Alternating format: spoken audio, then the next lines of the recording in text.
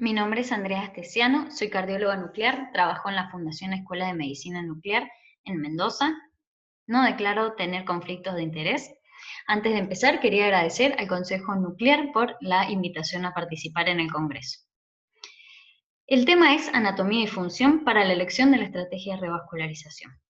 Es un tema muy amplio, por lo cual voy a enfocarme en la evaluación mediante las técnicas de diagnóstico no invasivas en una población de pacientes estables, sintomáticos y descartando a aquellos con deterioro severo de la función sistólica del ventrículo izquierdo.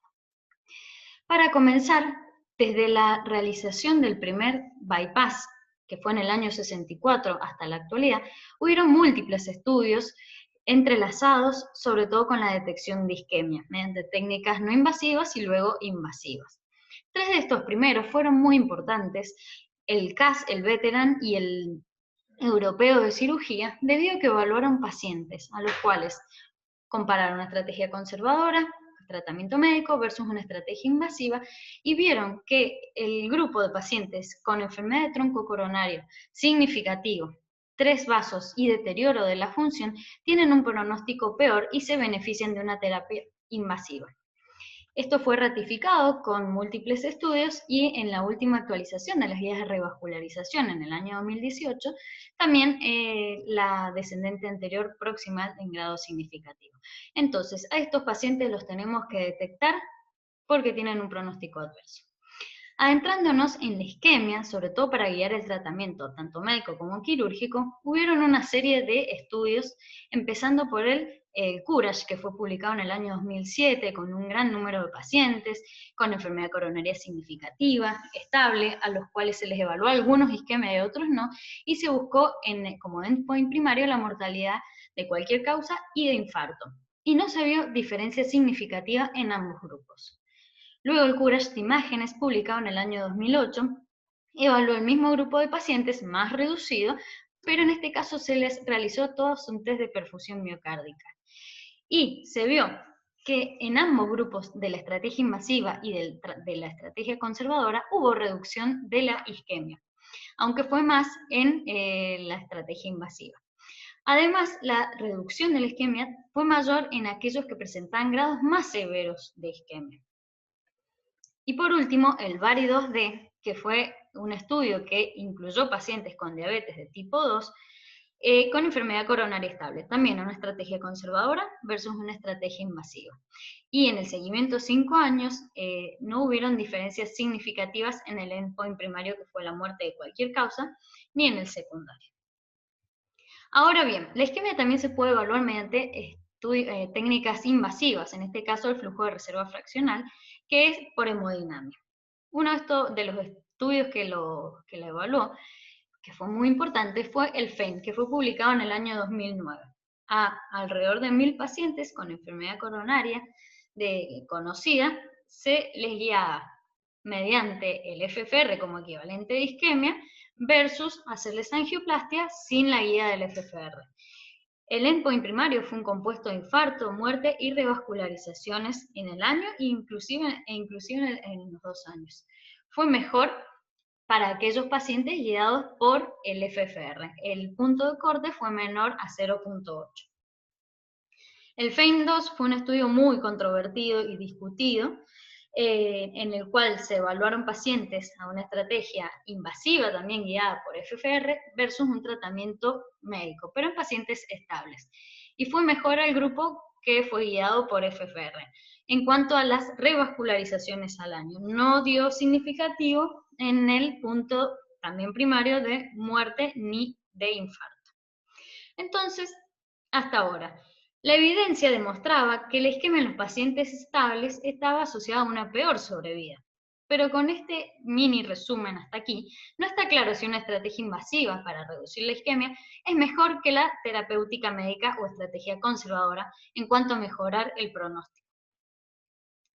Luego, en cuanto al tema principal, que es isquemia versus anatomía, comienza a aparecer la tomografía multicorte.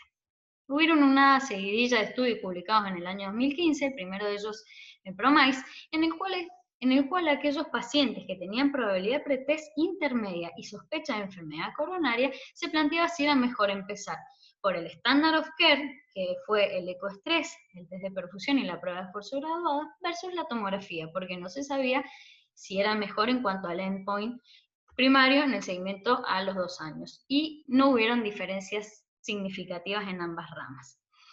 Luego, el EVINCI, también en el año 2015, planteaba que qué técnica no invasiva era mejor para evaluar a estos pacientes estables y determinar si tenían enfermedad coronaria obstructiva significativa o no.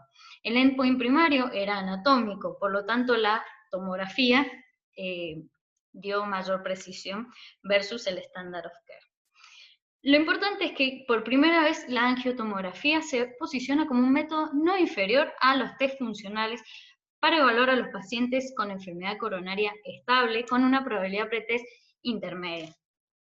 Y además presenta, según varias bibliografías, una elevada sensibilidad diagnóstica de alrededor del 95% con un elevado valor predictivo negativo. Otro estudio publicado en el año 2015 sobre la tomografía principalmente fue el Scott Hart, en el cual se planteó evaluar mediante tomografía versus el Standard of Care en pacientes también estables y demostró que en cuanto a la precisión diagnóstica precoz, hay una diferencia mediante comenzar con la tomografía y luego modifica la estrategia terapéutica y reduce el riesgo de infarto de miocardio en el seguimiento. Pero este estudio además es importante porque han habido varios análisis post-hoc y como este que fue publicado en el año 2019, en el cual se evaluaron durante 5 años el pronóstico. Si pueden ver abajo los gráficos de sobrevida, en azul mediante tomografía y en rojo el Standard of Care, la diferencia que hay en cuanto a comenzar a evaluar a estos pacientes mediante una estrategia anatómica. Contribuyó aún más a la evidencia ya conocida y de que caracterizar las placas, sobre todo identificar las placas vulnerables, es muy importante. Las placas vulnerables que peor pronóstico tienen son el remodelado positivo del vaso y las bajas unidades Hounsfield, como en este estudio que fue publicado en el año 2019. Y por último, fue el puntapié para la actualización de las guías NICE. Las guías NICE son las guías del Reino Unido, del Instituto de Cuidados y de Salud, en el cual en el 2010 aquellos pacientes estables con dolor torácico se los evaluaba como ya conocemos en las guías de cardiopatía isquémica y síndrome coronario crónico que más adelante hablaremos, pero principalmente estableciendo la probabilidad pretest mediante edad, sexo y síntomas. En el 2016 se elimina el factor de sexo y edad y únicamente se ve el dolor torácico no característico, típico o atípico, y según eso se decide si no realizar estudios futuros mediante un electrocardiograma o si a todos realizarles una tomografía. Únicamente los test funcionales tienen su lugar si la tomografía no es diagnóstica. Por lo tanto, eliminan la probabilidad pretest del paciente. Es muy controvertido el abordaje. Las guías, por otro lado, tanto americanas para cardiopatía isquémica estable y la actualización en síndromes coronarios crónicos del año 2019 de las guías europeas, siguen haciendo énfasis en que es muy importante establecer la probabilidad pretest de que los pacientes con dolor torácico tengan enfermedad coronaria obstructiva, identificando 3 grupos, la baja probabilidad, la intermedia y la alta, y determinando que al grupo intermedio es el que se beneficia en realizarle estudios diagnósticos, tanto anatómicos, aquellos que son más tendientes a estar en una baja probabilidad, y estudios funcionales como el SPECT, el PET, la resonancia inclusive y el ecoestrés, aquellos que tienen una probabilidad intermedia alta. No podemos dejar de mencionar el Ischemia Trial, que fue publicado en el año 2018 y sus resultados fueron muy esperados. El background era que por 50 años los test funcionales se utilizaron para guiar la revascularización en pacientes con sospecha o con enfermedad coronaria conocida, aunque la evidencia predominantemente fue de registros observacionales. El resultado fue que revascularizar guiado por isquemia, sobre todo isquemias en grado moderado o severo, no mostró beneficios en pacientes estables versus el tratamiento médico. Abajo, en la curva de sobrevida, en rojo vemos la estrategia invasiva y en azul vemos la estrategia conservadora. Es muy importante mostrarles que precozmente, antes del año, fue mayor la cantidad de eventos en la rama invasiva. Se asimila a que fue debido a infartos periprocedimientos o complicaciones periprocedimientos. Luego estas curvas se juntan y se entrecruzan y divergen con el correr del tiempo, pero la diferencia no fue significativa. De todas maneras, esta población sigue siendo evaluada y se esperan resultados a futuros. Los estudios previos, como los que les mencioné en el año 80, el CAS, el de veteranos, fueron con un seguimiento mayor que el de la isquemia atrial. Probablemente en un seguimiento podamos ver una diferencia significativa. Otro de los resultados que fue publicado en el año 2020 evaluó si las poblaciones tanto de la isquemia, tanto en la estrategia invasiva como en la conservadora, fueron homogéneas. Y al ver que fueron homogéneas, determinaron que la isquemia se redujo de manera más fuerte en la rama invasiva, sobre todo cuando la isquemia era más moderada, severa, como resultados de estudios previos que mencioné. Como conclusión, entonces, la anatomía para elegir la estrategia de revascularización estaría indicada en los pacientes estables con sospecha de enfermedad coronaria con una probabilidad intermedia a baja. Tiene una elevada sensibilidad diagnóstica como método y un valor predictivo negativo. Y permite caracterizar placas ateroscleróticas, sobre todo las vulnerables. La función para la elección de una estrategia de revascularización también es para pacientes estables con sospecha de enfermedad coronaria y con una probabilidad pretest intermedia a alta.